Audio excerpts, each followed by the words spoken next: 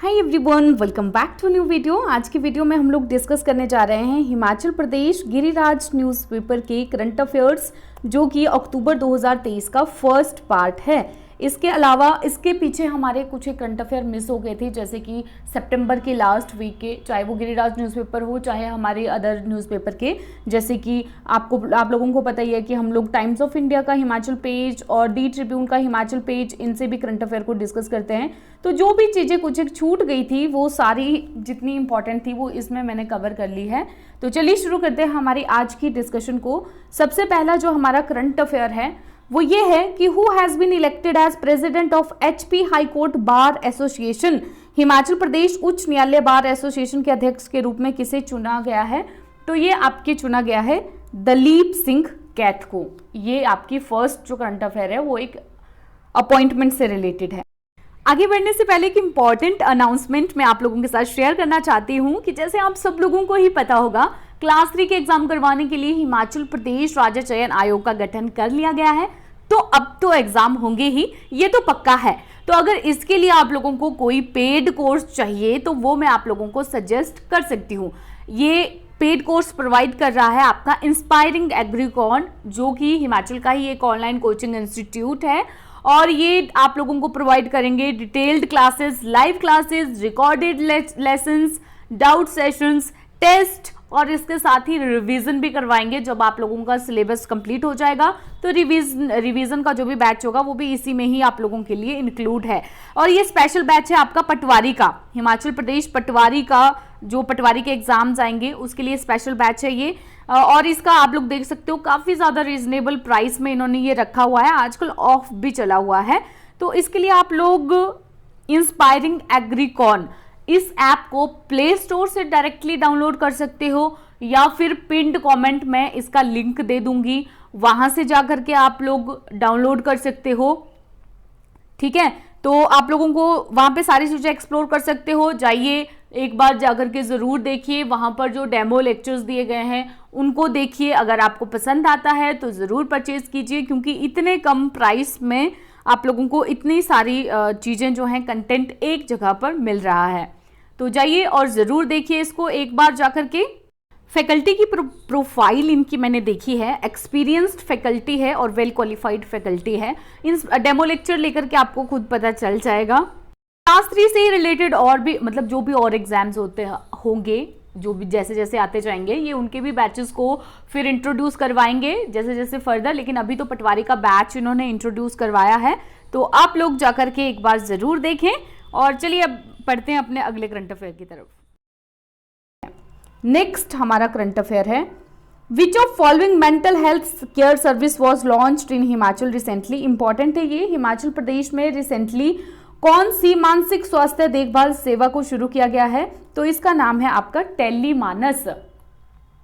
ये जो टेलीमानस सेवा शुरू की गई है, ये किस चीज के लिए शुरू की गई है? टेलीमानस जो है ये सबसे पहले तो आपके हेल्थ और फैमिली वेलफेयर मिनिस्टर जो है धनीराम शांडिल जी, उन्होंने लॉन्च की हुई है। ये इसके लिए लॉन्च की गई है ताकि जो रूरल एरिया है और मतलब दूर दराज के इस तरह के एरियाज हैं जहां पर लोग मेंटल हेल्थ केयर को अवेल नहीं कर सकते हैं, वो अफोर्डेबल और एक्सेसिबल मेंटल हेल्थ सर्विसेज को ऑनलाइन जो है वो प्राप्त कर सकें। ठीक है, अफोर्डेबल, इक्विटेबल, यानी कि बराबरी से सब लोगों को मिल सके। इसमें क्या होगा, टेलीकॉल सेंटर्स होंगे पब्लिक प्राइवेट पार्टनरशिप मोड में बने हुए, जहां पर कुछ एक काउंसलर्स को अपॉइंट किया जाएगा ताकि वो पेशेंट्स या फिर उनके जो अटेंडेंट्स हैं, मरीज या उनके जो भी परिचारक हैं, उनसे कॉल को प्राप्त कर लें।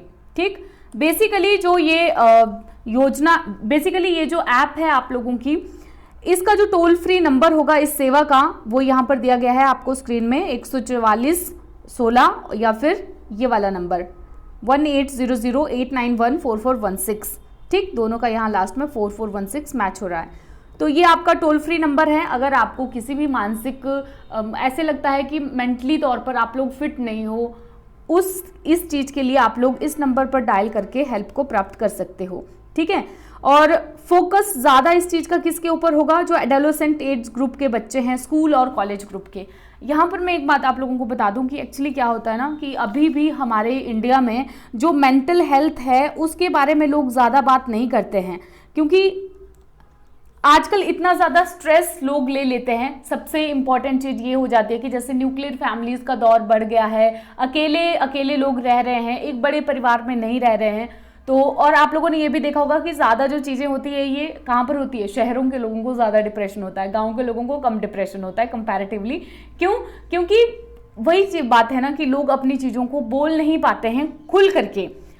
तो मेंटल हेल्थ के इश्यूज किसी को भी हो सकते हैं, और मेंटल हेल्थ को जैसे हमें फिजिकल हेल्थ हमारी खराब हो जाती है कि हमें कोई बीमारी हो जाती है शरीर में, ठीक उसी तरह से ले लेना चाहिए। और जो है वो इसके लिए अगर आपको लगता है कि आप लोगों को हेल्प की ज़रूरत है तो ज़रूर आप लोगों को अवेल करनी चाहिए, या फिर आपकी फैमिली में किसी को लगता है। मतलब पहले के दौर पे ये माना जाता था कि अगर किसी को मेंटल हेल्थ का इशू, लोग उसको पागल पागल बोलते थे। तो ये पागल पागल बोलना एकदम गलत बात है, बिकॉज मेंटल हेल्थ जो है वो किसी की भी खराब हो सकती है, और अगर आप उसके लिए हेल्प अवेल करते हो तो आप एकदम से सही हो सकते हो पहले की तरह ही। तो इस चीज़ के लिए जो मेंटल हेल्थ असिस्टेंस और नेटवर्किंग अक्रॉस द स्टेट, मानस को लॉन्च किया था union ministry of health and family welfare ने, ताकि जो रिमोट और अंडर सर्व्ड एरिया है वहाँ पर लोगों को हेल्प मिल सके। ठीक है, इसके साथ ही अच्छा ये ना 2 टायर में है, इसके लिए कितना बजट है ये भी देख लो आप। 1.06 करोड़ यूनियन गवर्नमेंट ने इसके लिए बजट रखा है। 2 टायर में ये की गई है। 2 टायर में पहला जो है, स्टेट ने टेली मानस सेंटर बनाए हैं जिसमें ट्रेंड काउंसलर बिठाए जाएंगे और लोगों की ऑनलाइन काउंसलिंग की जाएगी। सेकंड जो है इसका, physical consultation with the psychiatrist. अब देखो ये जो मानसिक रोग होते हैं ना, इनमें क्या होता है कि कई बार जो लोग होते हैं वो काउंसलिंग से ठीक हो जाते हैं। मतलब वही है, आपको स्ट्रेस है बहुत ज़्यादा या एंग्जाइटी के कुछ एक इश्यूज हो रहे हैं और वो थोड़े से कम लेवल के हैं, तो आप काउंसलिंग से भी सही हो सकते हो। कपल थेरेपी, लोगों की आपस में लड़ाइयाँ हो रही हैं, इस तरह से क्लिनिकल काउंसलिंग, इन सारी चीज़ों से सही हो सकते हैं। लेकिन जिन लोगों की काउंसलिंग मतलब जिनको बातों का भी फर्क नहीं पड़ रहा है, फिर उनकी टायर 2 में फिजिकल कंसल्टेशन होगी एक साइकेट्रिस्ट से, मनोचिकित्सक से, किसी भी मेडिकल कॉलेज में या फिर डिस्ट्रिक्ट हॉस्पिटल में। ठीक है, तो इसके लिए टेक्निकल सपोर्ट हमें कौन दे रहा है? इसके लिए टेक्निकल सपोर्ट जो हम लोगों को मिल रही है वो मिल रही है national institute of mental health and neuro sciences और IIT बेंगलुरु, ये इसके लिए टेक्निकल सपोर्ट दे रहे हैं। तो ये वाली जो हेल्थ केयर सर्विस है वो इंपॉर्टेंट है। Next, how much subsidy government is giving to set up solar project of 250 kilowatt to 2 megawatt capacity on private land. निजी भूमि पर अगर आपको 250 किलोवाट से 2 मेगावाट क्षमता की सौर परियोजनाएं स्थापित करनी है तो गवर्नमेंट आपको कितनी सब्सिडी यहाँ पर दे रही है? तो इसका सही आंसर है हमारा यहाँ पर 40%। आप लोगों को पता ही है, हर बार जहाँ पर भी कुछ होता है तो हम ये बात कहना बिल्कुल भी नहीं भूलते हैं कि भाई हिमाचल प्रदेश की जो सरकार है उन्होंने हिमाचल प्रदेश को एक ग्रीन एनर्जी स्टेट बनाने के लिए जो टारगेट रखा हुआ है वो मार्च 31, 2026 का टारगेट रखा हुआ है। एग्जाम में ये पूछा गया था। अब गवर्नमेंट ने एक और टारगेट सेट किया है कि जो सोलर पावर प्रोजेक्ट्स हैं 500 मेगावाट की कैपेसिटी तक के 2023-24 में ये बनाए जाएंगे। इसके लिए एक 2 मेगावाट का सोलर प्रोजेक्ट जो है वो स्पीति वैली के लिए ऑलरेडी सैंक्शन किया गया है, बल्कि इसके साथ ही 2 प्रोजेक्ट्स 400 किलोवाट के हिलौर और धारवाड़, जो पांगी चंबा में विलेजेस हैं, वहां के लिए टेंडर्स इनवाइट किए गए हैं। वैसे ये जो हिलौर और ये धारवाड़ वाले हैं इनको हम पहले भी डिस्कस कर चुके हैं। ठीक है, तो ये भी याद रख लेना कहाँ पर रिसेंटली ये सैंक्शन किए गए हैं। स्पीति वैली में 2 मेगावाट का सोलर पावर प्रोजेक्ट और हिलौर धारवाड़ में जो चंबा में है वहां पे 400 किलोवाट का सोलर पावर प्रोजेक्ट। ठीक, अच्छा ये क्या है यहाँ पे? हाँ, जो Himachal Pradesh power corporation limited है उन्होंने भी एक 32 मेगावाट का सोलर प्लांट पेखुवेला विलेज में ये अलॉट किया है, और इसके साथ ही 14 मेगावाट का अग्लोहर में, दोनों ही ऊना डिस्ट्रिक्ट में है। ऊना में ऐसे विलेजेस हैं, देखो पेखुवेला, रेखुवेला, ठीक है, पेखुवेला विलेज, रेखुवेला विलेज, रेखुवेला। अच्छा अब यहाँ पे मुझे बताना कि जो रेखुवेला विलेज है वहां पर क्या इंपॉर्टेंट चीज है? हमने ये डिस्कस किया था, आई थिंक कल की वीडियो में ही डिस्कस किया था हमने रेखुवेला विलेज में। तो ये भी Himachal Pradesh power corporation limited ने अलॉट किए हैं। अगर हम प्रेजेंट की बात करें तो हिमाचल प्रदेश में 173 हाइड्रो इलेक्ट्रिक पावर प्रोजेक्ट्स हैं जो वर्किंग है, अंडर कंस्ट्रक्शन की बात मैं नहीं यहाँ पर कर रही हूँ। और इनकी जो कैपेसिटी है सबकी टोटल वो है 11,154.48 मेगावाट।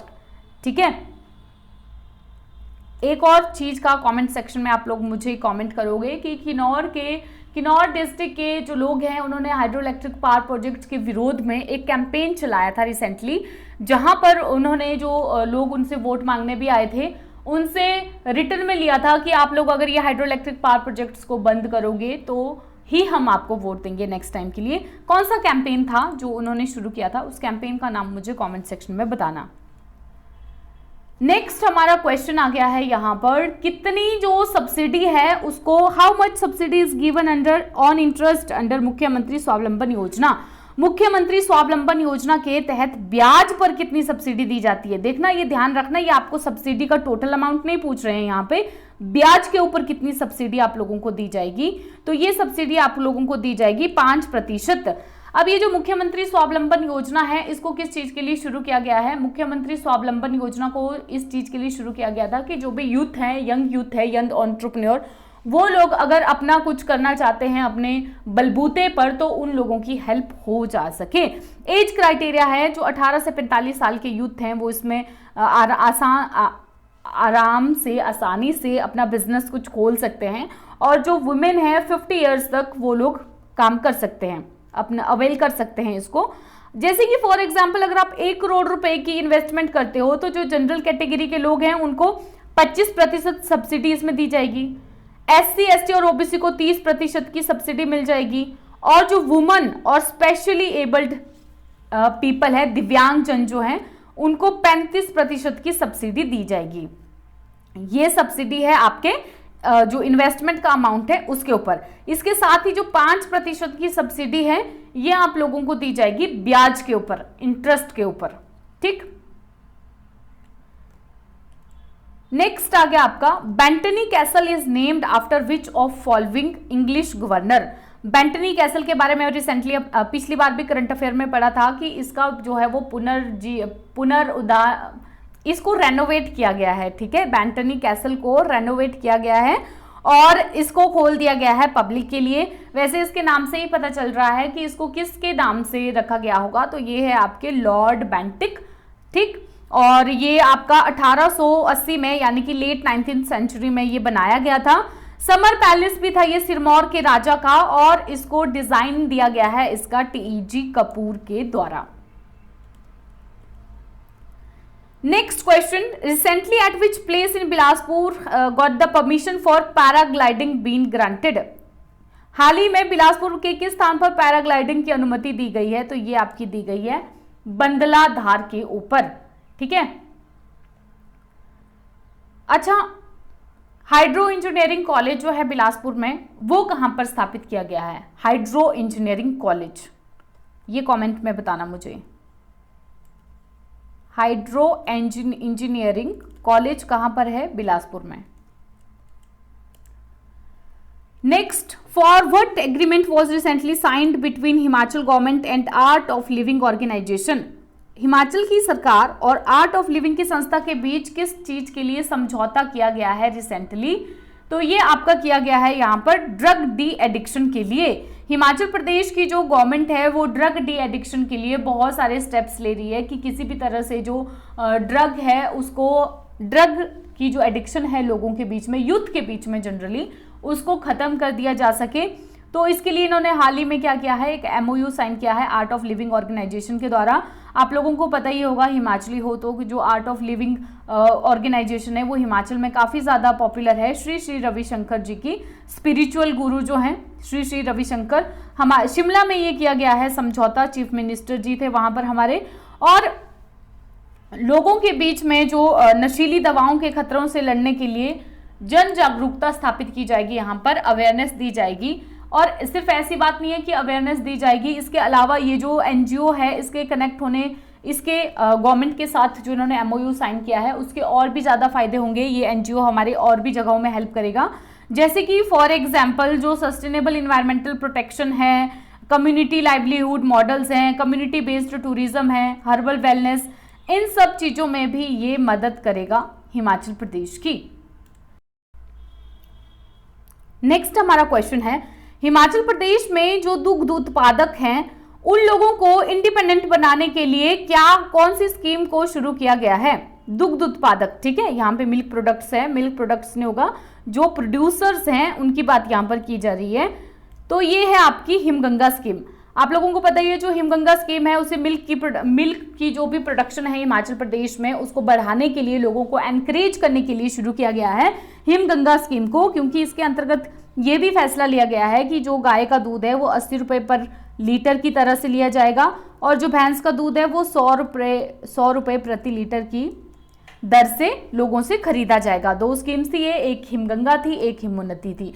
हिम उन्नति को शुरू किया गया था ताकि जो हिमाचल प्रदेश है उसमें एग्रीकल्चर रेवोल्यूशन को लाया जा सके। और अगर एग्रीकल्चर की बात हम कर ही रहे हैं तो एग्रीकल्चर के लिए एक बात और यहाँ पर आप लोग सुन लो कि जो कृषि विकास बजट है, एग्रीकल्चर डेवलपमेंट बजट है इस साल का, वो कितना है? वो 607.47 करोड़ रुपए दिया गया है इस बार के बजट में। Next, who is author of जीवन का आधार आपका पौष्टिक आहार? एक पुस्तिका है अभी जिसका विमोचन किया गया और इसका विमोचन किया गया हमारे जो सीएम हैं सुखविंदर सिंह सुक्खू जी, उन्होंने किया। इसके ऑथर कौन है, किसने लिखी है ये? तो ये लिखी है आपके ललित गुप्ता जी ने।